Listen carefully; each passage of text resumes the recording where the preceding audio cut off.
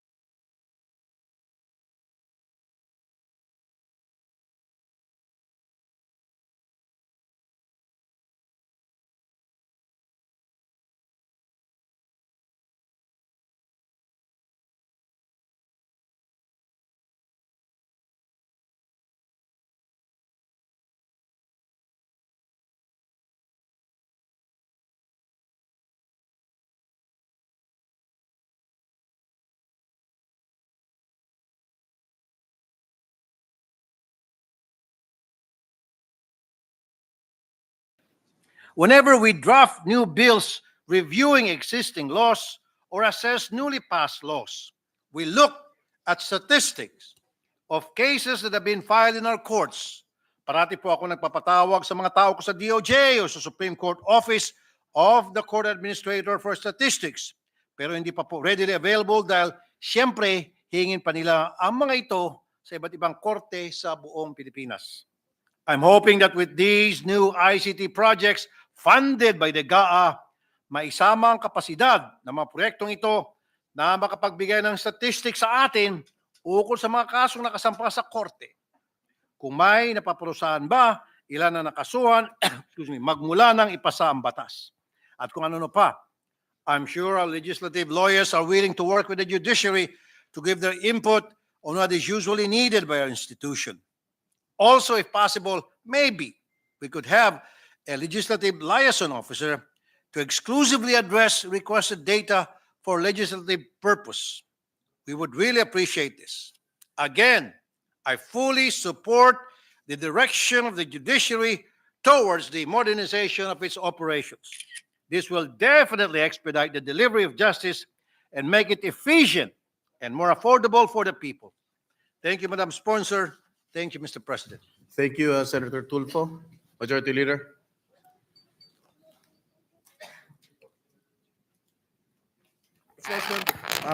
Next to issue of manifestation or questions to interpolate this President is the Deputy Minority Leader, Senator Risa Ontiveros. I move that she be recognized. The Deputy Minority Leader, Senator Risa Ontiveros, is recognized.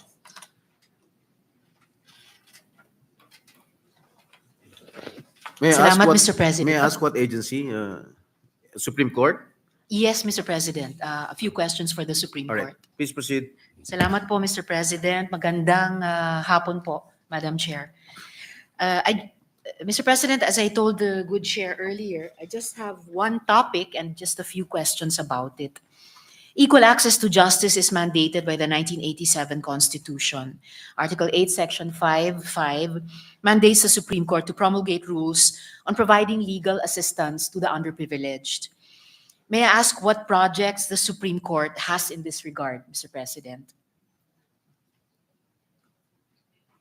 Mr. President, the Supreme Court drafted the Unified Legal Aid Service, or ULAS, rules, which maximizes access to justice of the indigents and members of the marginalized sectors, and also harmonizes previous issuances of the SE to enforce not only an effective and efficient legal aid service, but likewise a readily available one. The ULAS rules shall govern the mandatory rendition of pro bono legal aid services by covered lawyers to qualified beneficiaries. And the Supreme Court also has the Committee on Access to Justice Underserved Areas, chaired by Senior Associate Justice Leonen. Thank you, Madam Chair. My office, and I'm sure many others, receives multiple requests for legal assistance. And even with the presence of the PAO and the IBP, the need for accessible legal services still seems to be elusive for many. Does the Supreme Court, perhaps in line with the ULAS, the presence of a committee within it, and its other programs, does the Supreme Court provide support to alternative legal groups which provide the services of lawyers to the underprivileged? Or are there any plans for this, Mr. President? Mr. President, not necessarily an alternative route, but also to maximize efficiency and accessibility. There are video conferencings of persons deprived of liberty. As you know, we are an archipelago, so it's sometimes difficult to get a schedule for physical presence, especially for child witnesses and expansion to other court proceedings.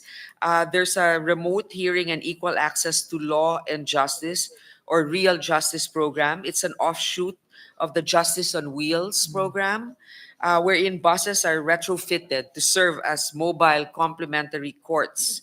Alternative forms of transportation will be used to bring technology to far-flung areas otherwise inaccessible to buses.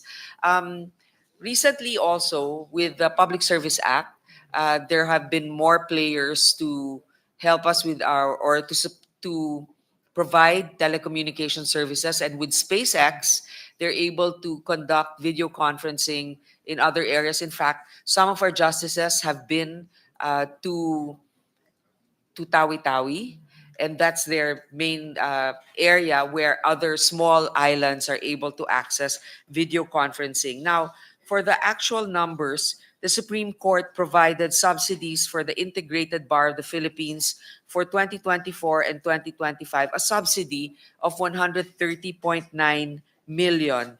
This is used by the IBP to strengthen its free legal aid program. For 2024, IBP has helped 51,662 beneficiaries under this program. Maraming salamat, Madam Chair, especially for mentioning the Justice on Wheels and also this Supreme Court subsidy for the Integrated Bar of the Philippines.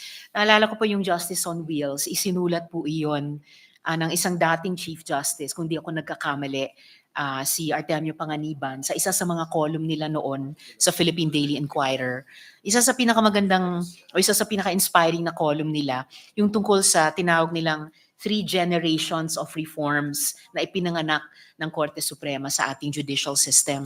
Tinalakay nila doon yung Justice on Wheels, nakaugnay ng katarungan para sa ating mga mahihirap, yung justice in the area of human rights, so yung kanilang inilabas na writ of habeas data, writ of amparo, at yung justice for the environment or the ecology, yung mga writ of kalikasan at iba pa. At napaka-inspiring na mabasa yun noon at malaman na sinasagawa at ginugunita ito ng Korte Suprema. It made citizens like me look forward to further generations of reforms na pamumunuan ng Korte Suprema. And then to hear now of a more recent innovation, SC subsidies for the IBP. Kasi paraan po yan na parang force multiplier ng ating judiciary within other pillars of the criminal justice system, which also reminds us yung ilan sa mga pioneering advocacies ng bantay katarungan, maybe two decades ago, no? So nakasama doon yung mga dating justices, dating judges, at mga abogado. Lastly, Madam Chair, I was also asking if, for example, in addition dito sa ginagawa na ng Supreme Court na ulas, yung Justice on Wheels, yung pag-subsidize nila sa IBP, are there any plans for the Supreme Court to also provide support specifically to NGOs composed of volunteer lawyers, Mr. President? Mr. President, actually, for the continued training and education, they have involved interest groups, no, alternative interest groups, and these are. There was a conference and training involving specifically alternative interest groups. These are cost-oriented groups to further strengthen their role in providing legal services for the underserved sector. As you know, there are advocates who are not necessarily lawyers or members of the court that have specific advocacies that they would like to push for, like ito ngang sa kalikasan. So they're able to know the procedures of the court and have the proper training so that they can gather as much information that would be beneficial for their cause and to push their cases towards a resolution. Salamat, Madam Chair. But I take it to mean na bukod pa nga dito sa, in a way, para-legal training para sa mga NGOs at advocates groups,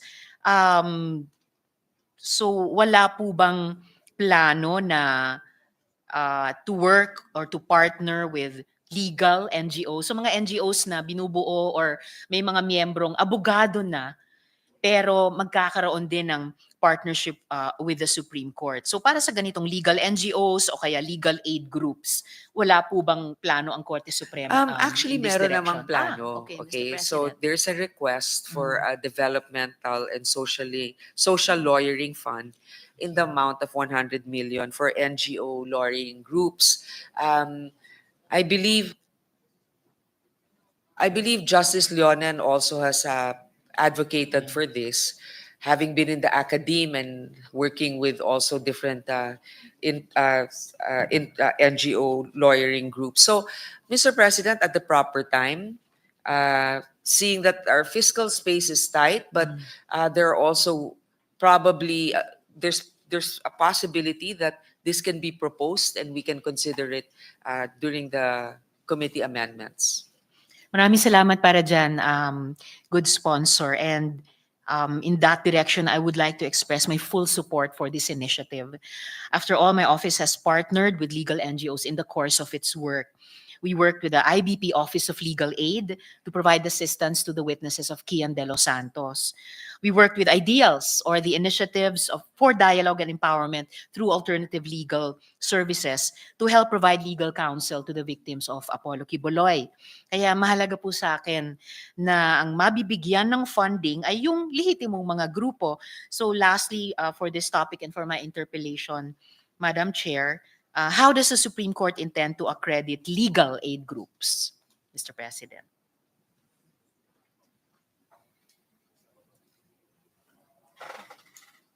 Per the ULAS rules, the ULAS board shall identify and acknowledge registered organizations para hindi naman hausyaw, di ba? Na masiguro they have the capability and then also the track record of being a true advocate.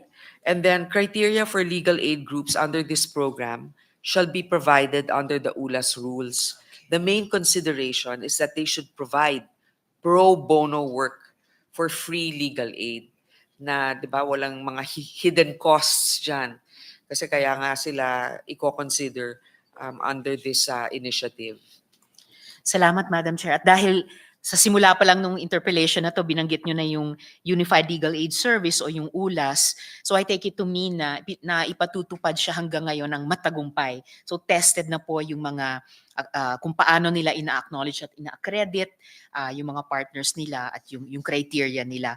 And inaasahan ko po dahil doon na yun din ay tumpak na magagamit dito sa pag-accredit nila sa mga magiging partners nila dito naman sa developmental and social lawyering program. So yun lamang po, Madam Chair. Nais ko lang i-affirm kasabay ng Chair na totoong magiging tunay na pantay lang ang batas kung ang lahat ay may pantay na access sa serbisyong legal at hustisya. Maraming salamat po, Madam Chair, Mr. President, at mabuhay ang Korte Suprema. Thank you, Senator Tiveros. Next to interpolate is the Minority Leader, Senator Coco Pimentel. Mr. President, I'd like to thank Senator Risa because also with the many hearings that she conducted here in the Senate or other groups are able to provide evidence also that can be used by our judiciary. Thank you. Senator Coco is recognized. Thank you, Mr. President. With the permission of our chairwoman, if I can commence with my interpellation on the budget for the judiciary. Thank you. We welcome the justices from the Supreme Court, Court of Appeals, Sandigan Bayan, Court of Tax Appeals, and I'm sure we also have with us judges of the first and second level courts.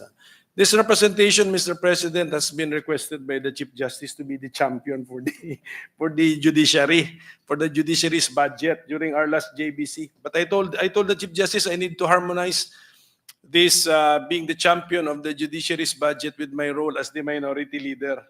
So I think that is the anong tawag mo doon? That's the paradox that we will be solving for today. But I think Senator Alan Cayetano solved it for me when he reminded me of the saying that justice delayed is justice denied. So sabi niya, every minute you delay the justices, you're in effect denying justice indirectly. But may joke po konti kay pag nanggaling kasi kay Senator Alan, may lalo na kung off the record, marami pong jokes yan, Mr. President. But this will be a very supportive interpellation, Mr. President, because for example, the judiciary, I've been informed, requested a total budget of around 84 billion. Approved ng DBM 61 billion, approved ng ating committee 63 billion. So nagdagdag nga tayo ng 2B. So what did the judiciary have in mind when they proposed 84 billion?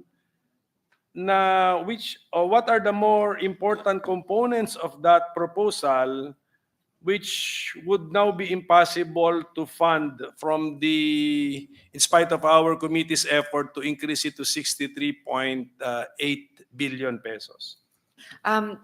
Okay, let me break down a few of the big items here that that the judiciary branch has proposed. 5.249 billion to utilize technology for the swift and efficient dispensation of justice. Alam naman natin na naghahabol tayo when it comes to technology. On the other hand, we've already commended the judiciary for adapting, especially during the time of the pandemic. And now we see the need also to be able to harness AI intelligence, for example, in certain functions, of course, not all. Or let's say in the transcription and also in certain research backup.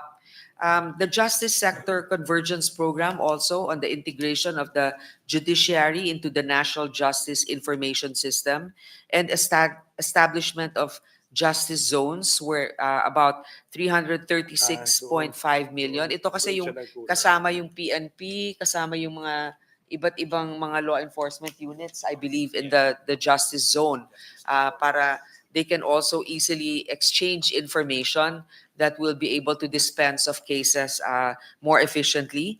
And then the creation of 4 regional trial courts, RTCs in Calawag, Quezon, which is in pursuant to an RA.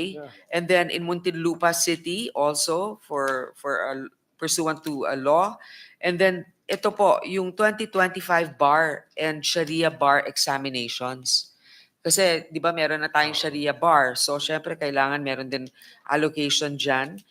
Subsidy to the Integrated Bar of the Philippines, which is 130.9 million. Construction of the Sandigan Bayan Building and Training Center for 415 million.